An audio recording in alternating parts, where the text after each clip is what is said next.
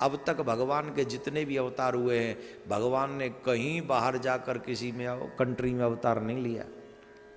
जब जब अवतार लिया है भगवान ने भारत की पवित्र भूमि पर ही अवतार लिया। भारत की पवित्र भूमि को ही चुना है। भारत की पवित्र भूमि पर भी भारतीय मां को ही चुना है। ऐसे नहीं कि वो रहने वाले भारत का और वो वेस्ट इंडीज की किसी कन्या को लेके यहां ले आए और भगवान वहां से प्रकट हो गए। इस भारत की मां न हो तो भगवान को भी अवसर न मिले।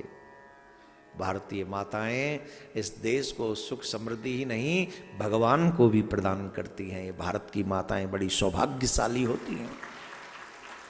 जिसके इशारे पर पूरी दुनिया चलती है, भारत की मां उस ब्रह्म को अपने इशारे पर चलाती है।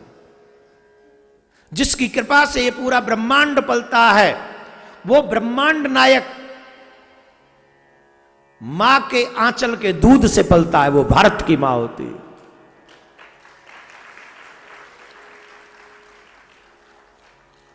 जिसके इशारे से पूरा ब्रह्मांड चलता है ना, वो ब्रह्मांडिक नायक ब्रह्म भारत की किसी मां की उंगली पकड़ के धीरे धीरे चलना सीखता है। ऐसा सौभाग्य है भारतीय माता बहनों का और उस भारत की पवित्र भूमि का।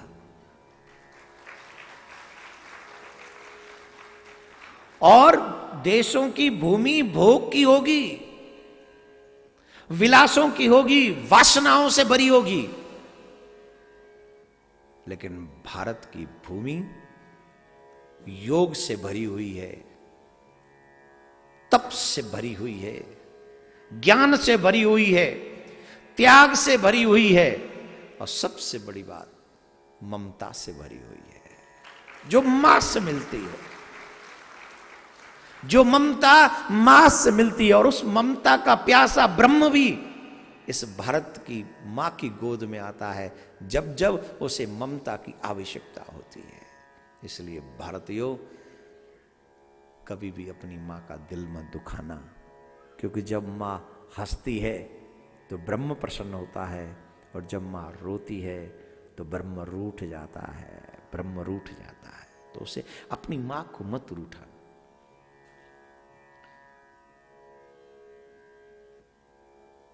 मां परमात्मा, ज्यादा भेद नहीं। राधे राधे बोलना पड़ेगा।